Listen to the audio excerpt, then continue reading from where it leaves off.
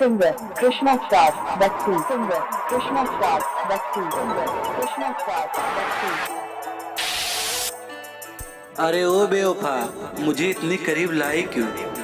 अगर दिल तोड़ना ही था तो दिल को लगाए क्यों? अरे तुम भी इंसान हो, हम भी इंसान हैं।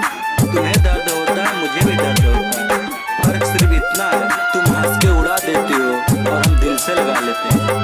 जा तुम भी खुश रहे, हमें तो क्या, हमें तो उम्र भर रोना है।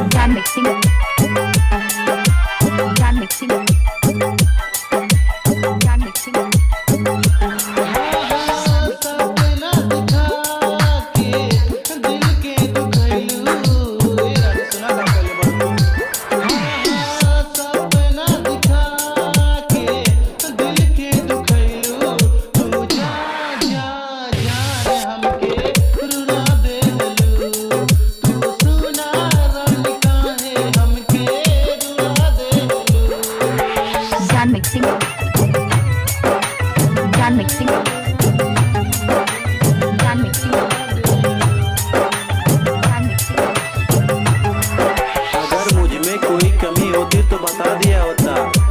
बेवफा तू ऐसे ही छोड़ के चली गई, क्या हमें दर्द नहीं होता? बहुत दर्द होता है।